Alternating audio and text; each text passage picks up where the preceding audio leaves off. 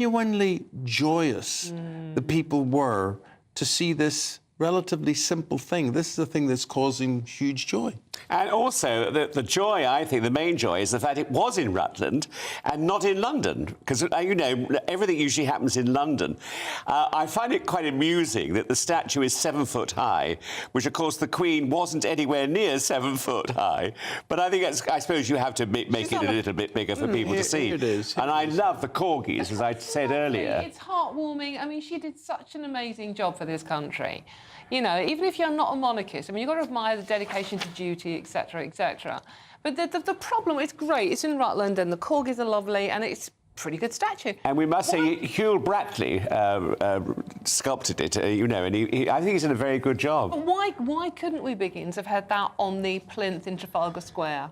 Well, I think we will have one on the plinth in Trafalgar Square. There's weird stuff on there that I don't even understand what it's meant to be. I think there'll be a permanent statue in London eventually. I mean, I think they're going to sprout up everywhere because, of course, she was so loved and just the most wonderful monarch we'll never see again. Well, it's interesting and very welcoming to see a statue being erected as opposed to one being taken. Yeah, that's true. That's true. Pulled down somewhere. Don't give people ideas. Colonialist, imperialist. Well, don't. She was into slavery, wasn't she? Well, slave trade. Yeah. Oh. And we saw your corgis there as well. I love those corgis. Do you have a dog, Biggins? No, I don't, because we're always away and we live in London, and I don't think it's fair. I think if I lived in the country and had an estate, I'd have an Irish wolfhound. Would you? Or a couple. I'd love big dogs. Wow. Yeah. I mean, that is big. That is a lot to look What's your after. next dog going to be? Another rescue, but of any particular... It would be a rescue dog, Yeah. yes, it would be a rescue dog. I'm pretty open to... I like anything with a collie cross in it. Yeah. It's quite so nice, mental, basically. Well, you love your dogs too, don't you? I Both do, you and I Ruth do, go mad for them. Yeah, better than most people. Unconditional love, Dawn. They do, absolutely. No, they do. And they're always pleased to see you. They're never going to pick a fight with you. Well, I feel like a They're dog never going to today. nag you. I'm pleased to see both of you today, but we've got to say goodbye to you Yeah, both. it's been a pleasure. Can I say something quickly? Very quick, you've got 10 seconds. Yeah. James Whale got his MBE, and I'm thrilled because he's a wonderful journalist and a lovely man, and congratulations. Well said. Yes, thank you. Very good. Thank you, guys. Here's Ellie Glazier with your forecast. Looks like things are heating up. Boxed boilers, sponsors of weather on GB News. Good morning. Welcome to your latest GB News weather from the Met Office. A bit of a cloudier start for many of us this morning, particularly compared to over the weekend, with outbreaks of rain that will continue to push their way southwards as we head through the rest of this morning. That rain not turning particularly heavy, but a much cloudier and damper day than we saw over the weekend. Southern and eastern parts of England holding on to a bit of sunshine through the morning, although turning hazier through the afternoon. But it's northern parts of Scotland that will definitely see the best of the sunshine this afternoon. And feeling quite warm here too. We could see highs across Scotland of 14, 15, maybe 16 degrees, but definitely not quite as warm for much of England and Wales, with highs of only 12 or 13 degrees. Through the rest of Monday, that rain continues to push its way southwards, quite slowly overnight and into the early hours of Tuesday morning, but definitely turning drier across much of Scotland into northern England, with plenty of clear skies around, and that could lead to quite a chilly night again. Generally not quite as cold, though, under all of that cloud and rain, temperatures in the mid to high single figures, but perhaps some frost across Scotland, Northern Ireland and into northern parts of England to start on Tuesday. For the northern half of the UK, though, it is a brighter start to the day on Tuesday. Plenty of sunshine as we head through the morning. But that rain continues to slowly push its way towards the southeast. So quite a cloudy and grey start to the day here. Still remaining quite cloudy through the afternoon in the very far southeast of England. But elsewhere, there will be some sunshine, although some scattered showers along some North Sea coastal regions. Temperatures a little below average, but still reaching around 13 or 14 degrees. A brighter outlook with Box Solar, sponsors of weather on GB News.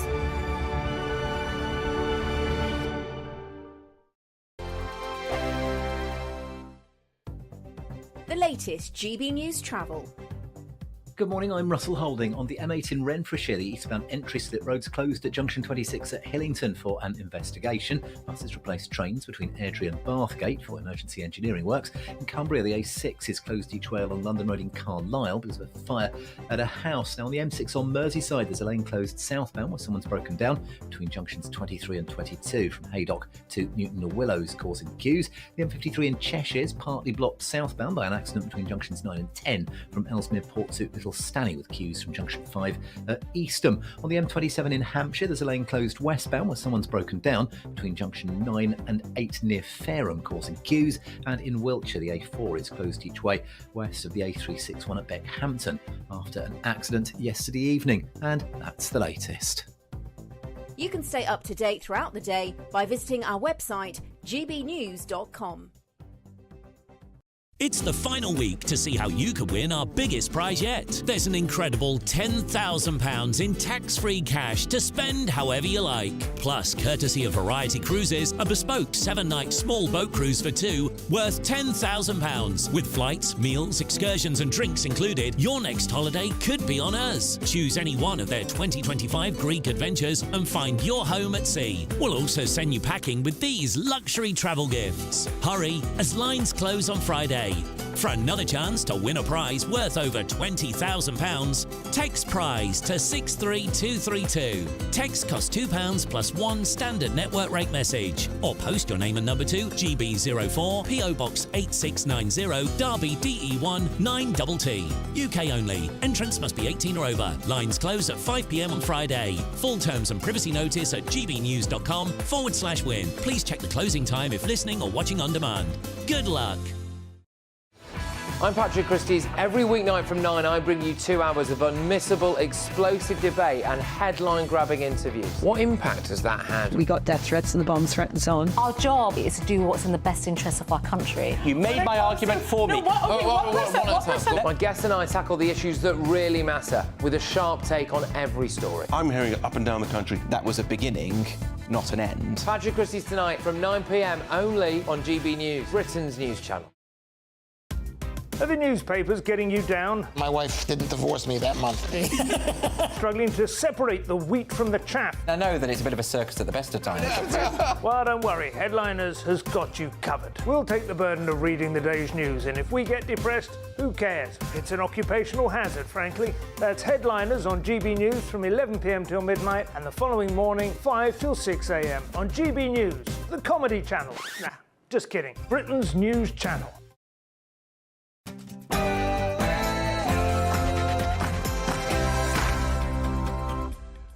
Good morning. It is fast approaching 9 o'clock. It is Monday, the 22nd of April, and you're very welcome to breakfast with Eamonn and Isabel. Very, very welcome from us to you. Thanks for being on board. The Prime Minister joined Suella Braverman in condemning the Metropolitan Police Chief over what's been branded a litany of failures in policing pro-Palestinian rallies. Earlier, we spoke with the Deputy Foreign Secretary, Andrew Mitchell. There are strategic issues for the Metropolitan Police about how they ensure that people of any faith and no faith can go freely around our capital city. The deadlocked Rwanda bill returns to the Commons today as the PM is pressed to make last-minute concessions for Afghans who served alongside UK forces. Earlier, we heard from the former Home Secretary, Suella Braverman. I don't really take a view on this amendment because I believe fundamentally the bill is fatally flawed, and with or without this amendment it's going to fail. So I believe the bill won't work. At 9 o'clock's the time. At 9:15 we'll be speaking to the royal biographer Angela Levin in her usual Monday slot about all things royal, including that statue of Queen Elizabeth II in Rutland. It's been a cloudier start for many of us this morning, but there is some sunshine on the way this afternoon. Join me later for the full forecast with all the details.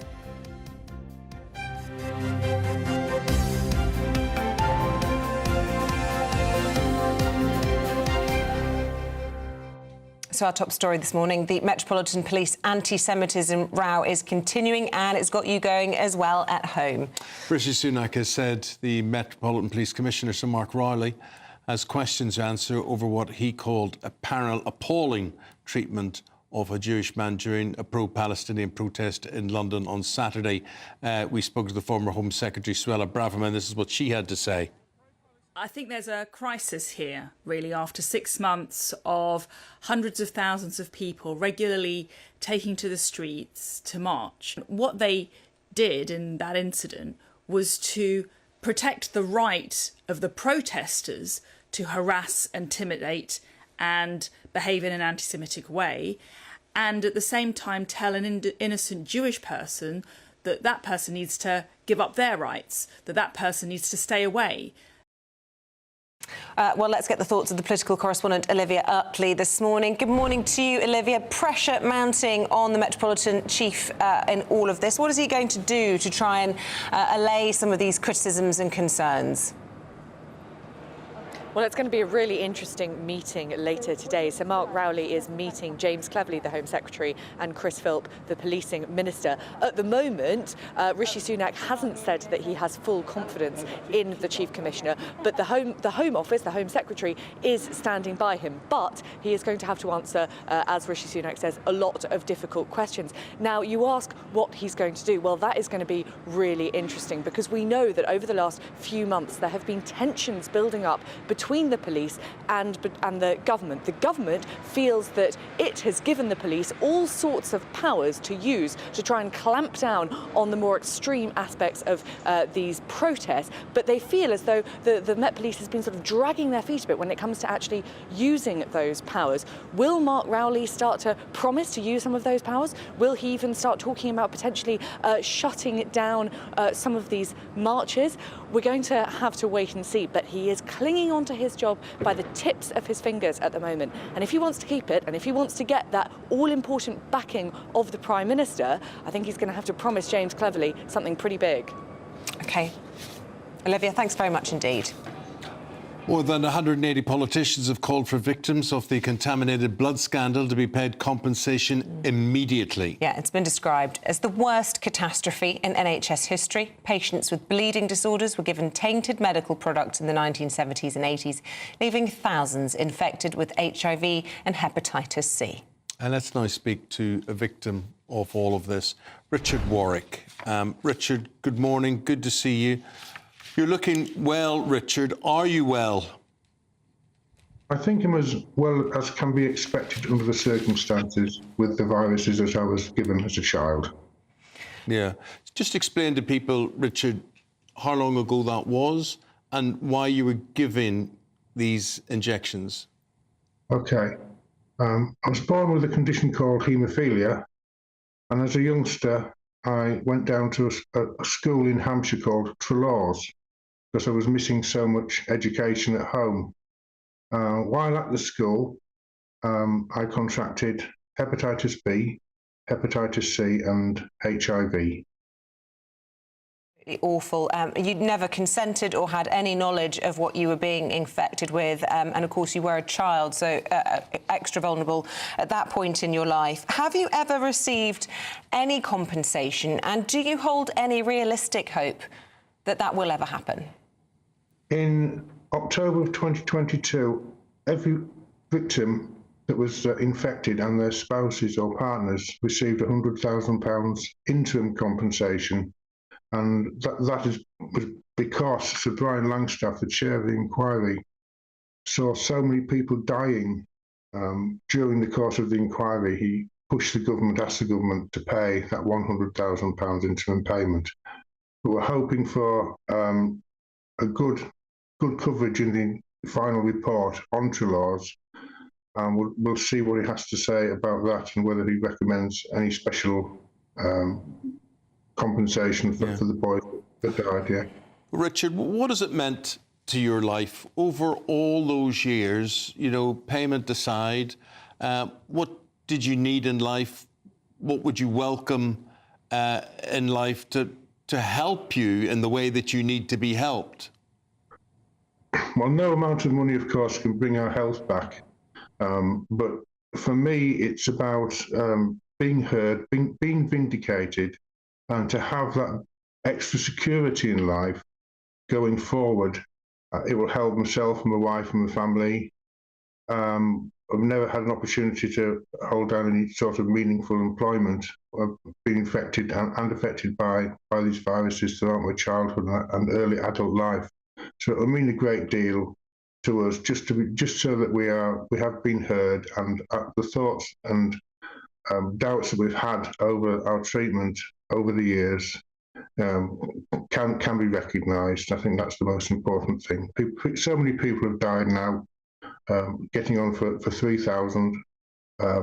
680 people have died since the beginning of the inquiry, since the announcement of the inquiry in 2017, and a further 100 have died since this time last year. It is absolutely shocking when you see the figures. I think it's 40,000 or so who, in total, who've been caught up in it.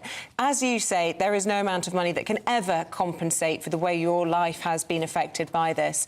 Do you feel anger, and do you want justice? As far as I'm aware, no individuals have been held accountable for this. It's not just about money and the impact on your life, but it's about someone being held to account, surely. Yeah, I think at this stage, and well past anger, that flew out the door a long time ago. As far as accountability is concerned, yes, people should be held to account. As far as prosecutions go, I don't think that will ever happen, to be honest with you. For a start, not many people are left from around that time that are either well enough to be sent to prison or whatever. I don't think that will come into it. But what we do want is we want severe criticism of the government, the health authorities, the haematologists and doctors that ticked off this medication and gave it to young children at a boarding school that was meant to provide the best medical care and treated us without our knowledge and consent, and gave us these viruses as 10-year-olds. Yeah, horrendous. Such a tragedy, Richard, and it's unfortunate just listening to you and all that you've got to say. We wish you good luck in what you're trying to do and what you wish to happen. Thanks for your time this morning. Thank you. Thank you. Good luck. A victim of infected blood, Richard Warwick there. Britain's Newsroom, 9:30. Andrew Pearce, Carol Malone, good morning to both of you. Reflecting on that, actually, if you think of the scandal that is, but also think about the scandal of the post office, or these institutions that people are just losing faith and trust fast, aren't they? Absolutely. You know, there's never even been an apology for that.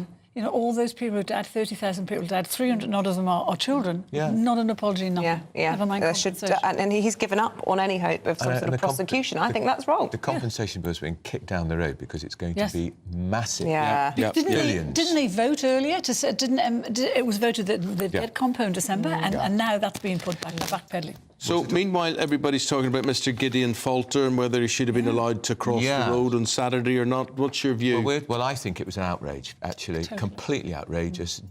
To say you're overtly Jewish, he's Jewish. He's wearing a skull cap and he's not allowed to go about his daily business, and the abuse carried on while the coppers talking to him, and nothing is said to those abuse. I was going to say, the coppers were talking to him, and the crowds are shouting Nazi scum. I know. And he's the one who gets threatened with arrest. We've had an email in from a viewer who said that from a policing point of view, you take away anything that's causing a problem rather than going after this, because then it quickly escalates into a really volatile situation. Apparently that's the strategy that the police do. But it's wrong. They've made Central London a no-go area for Jewish people. How can that be right? So we're talking to a former Lord Chancellor about that, Robert Buckland. We're also going to talk to him about what's become of our MPs. That ghastly Menzies bloke who quit yesterday. And a lot of them Tories, it has to be said. Well, there's 11 Tories have had the whip withdrawn since Rishi became Prime Minister. He's not even been Prime Minister for 2 years. And this bloke Menzies has been a loose cannon for years. I mean, getting dogs drunk, throwing chairs at last night at the proms, messing around with Brazilian Red Boys. It's just unbelievable. What's become of them? It's just crazy. Who would do it? I know, but also one of our favourite stories. The student who's been nearly kicked out of his university for being overheard in his room on the phone saying veganism is stupid. Was this in Exeter? Yeah. This is in Exeter, and he's also he was hauled in front of a disciplinary panel. He's had to sign a behavioural contract, and he's been told if he steps out of line again, he's been chucked out. Why can't you say veganism is stupid if that's what you say? Haven't they apologised? And there's a new Vice-Chancellor there, and they've said it was 5 years ago. But the guy who was subject to this, Robert, he suffered depression afterwards. Yeah, I'm not surprised. Ridiculous. Overheard in your own room. And if we were all overheard, good goodness knows. Well, I know. Doing what? You, Isabel. Doing Well, what? any concept. Malone context. and I didn't go to university, We so we didn't. weren't in that boat. We weren't good enough. That's not we never true. knew. That's You nonsense. speak yourself. Well, you would. To keep everybody talking, Carol and Andrew, thank you both. See you at 9:30. Final week to see how your next holiday will shape up. It's the last of our Great British giveaways for a while. Yeah. Greek cruise for two, £10,000 cash. It's a prize worth over £20,000 and it could be yours. Yeah, here's how. It's the final week to see how you could win our biggest prize yet. With thanks to Variety Cruises, a family company sailing since 1942, you have the chance to win a £10,000 7-night small boat cruise for two. With flights, meals, excursions and drinks included, you'll be able to choose from any one of their 2025 Greek adventures. Plus, you'll also win £10,000 in tax-free cash to make your summer sizzle. And we'll pack you off with these luxury travel gifts. Hurry, as lines close on Friday. For another chance to win a prize worth over £20,000, text WIN to 63232. Text costs £2 plus one standard network rate message. Or post your name and number to GB04 PO Box 8690 Derby DE1 9TT. UK only. Entrance must be 18 or over. Lines close at 5 p.m. on Friday. Full terms and privacy notice at gbnews.com/win. Please check the closing time if listening or watching on demand. Good luck. We're going to miss it when we don't get to promo that advert anymore. I've been enjoying the Greek music, the bit of escapism. Yeah. How are we going to top that giveaway? You have to keep watching to find out what next we come up with. But in the meantime, what have we got left on the programme? Royal talk, royal gossip, royal speculation. Angela Revan, the royal biographer, next. I'm Christopher Hope. And I'm Gloria Di Piero, bringing you PMQ's live here on GB News. Whenever Parliament is in session on a Wednesday at midday, we'll bring you live coverage of Prime Minister's questions. We'll be asking our viewers and listeners to submit the questions that they would like to put to the Prime Minister, and we'll put that to our panel of top politicians in our Westminster studio. That's PMQ's live here on GB News, Britain's election channel. Free Speech Nation, Sunday nights from 7 p.m. So J. Cole, who is a rapper, says he felt terrible after releasing a song aimed at fellow rapper Kendrick Lamar and vowed to pull the track off streaming services. He said, "I ain't gonna lie to y'all. The past 2 days felt terrible," he told an audience at the Dreamville Festival in North Carolina. "I damn near had a relapse," he said. There's a lot of young people, especially, you know, that would look at that and they will take it not just as entertainment. It doesn't happen in any other form of art that I can think of. This is not happening in country music, is it? Well, it's the same. It's the same problem in both cases, isn't it? Who's doing the regulating? And surely it's each case on its merits, isn't it? You don't just ban a genre. Why is there such a lot of hatred for a man who usually would have trash talked back to stand up and say, you know, this doesn't sit well with me and I love this guy? If we look at, I think his name was Cody Fisher, the semi-professional footballer who died in a club because someone stabbed him. Now, he was stabbed because he stepped on someone's trainers. This is the level of ego we're seeing from a lot of young men who don't have any output of being able to channel that energy, and a lot of it is stemming from cultures like football, hip-hop, these sorts of things. So I'm just saying it's refreshing to see a man who could have easily wiped the floor with his lyrics say, I don't have to, you know? That is interesting, isn't it? Because I took this interview in the wrong direction. It's not about pointing out the areas of concern. Actually, this story is saying, look, music and art can be giving you an example of how to live a slightly better life. That's free speech. Saying, sorry. I'm sorry, I choose not to fight back because I love you. It may look like a wimpy thing to do, but it's still free speech. You know what? I love you, Paul. Sorry about earlier. If you want your news to be straight talking... This is a nightmare for the Conservatives again. Down to earth. It's not just Nottingham where this is happening, is it? And most importantly, honest. Hard-working, middle-class taxpayers, they'll get their book thrown at them. Then catch me, Martin Daubney, Monday to Friday, 3 till 6 p.m. on GB News, Britain's news channel. I'm Mark Dolan, and this is GB News, the People's Channel, Britain's news channel.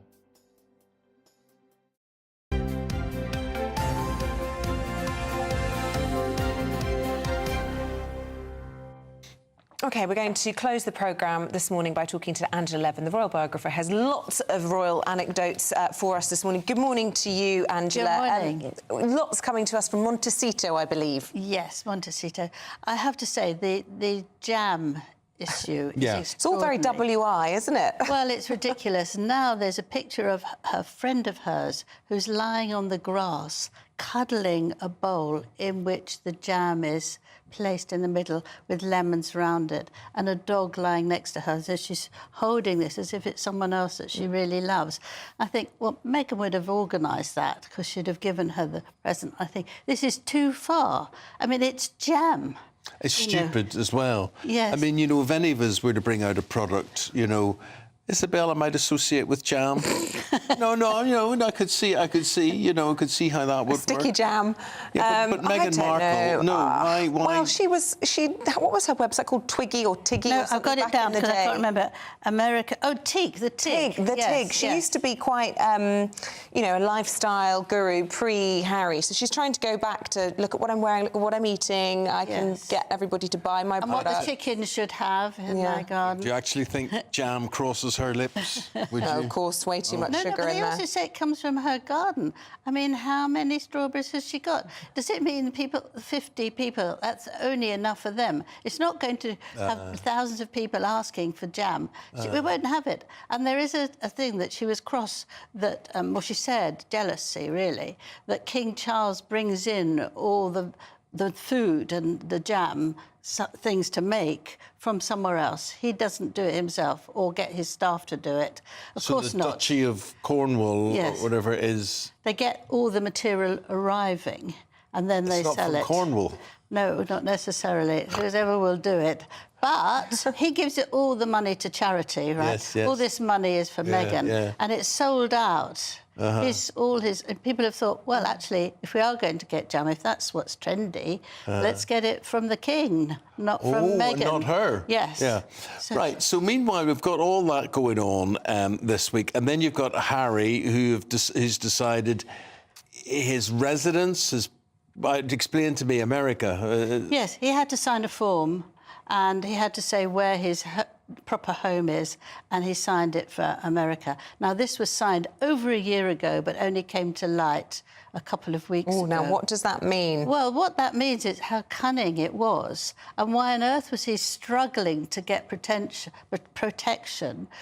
for four of them, the two kids and Meghan, if he really was hardly going to be here. I think it's so that if he got what he wanted, they could travel the world without trying to get the proper protection that he wants, because it's the best protection here. He can't have it because he's not a working royal.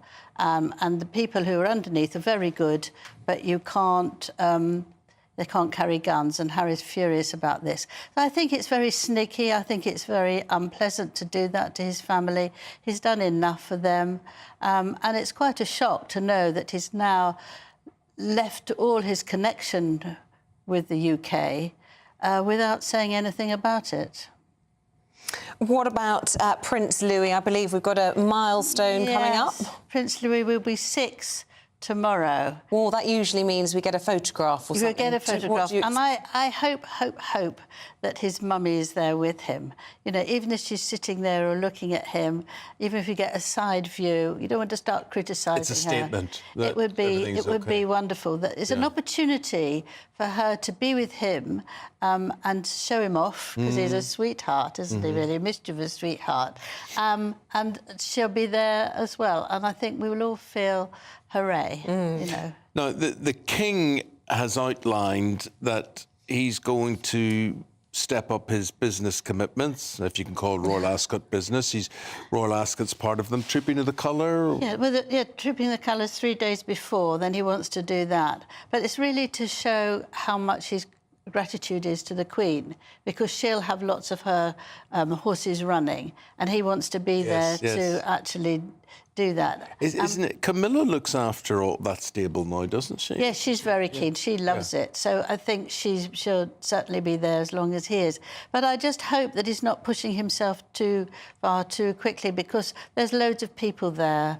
And you hear all these stories of people coming back with all sorts of germs. I just hope that he doesn't push himself. But I think they feel that they need to say when he's sort of coming back, or they hope he's coming back, so people don't get too anxious again. That's why he's in a car going back and forth to London, where he could take a helicopter, so he can wave at lots of people so they know he's still there. Yeah. I saw him driving in a few weeks ago. I was driving on the M4 out of London, and I saw him whizzing in for presumably one of his cancer appointments, and he looked very red in the face, I have to say, red in the face, but, you know, good to see that he was... So the visibility was there, the fact that you could see into this Well, it was gridlock, really, and he was just very slowly moving through with the convoy. But he was in a big car. Yeah, he was in the full, you know... Rolls-Royce type thing. Yeah, with the flag and everything. Yes. And that's deliberate to be seen. Yes, I was told That's that. good. So that people do see him, that know Was a he's thrill. still, you know, getting going and doing things.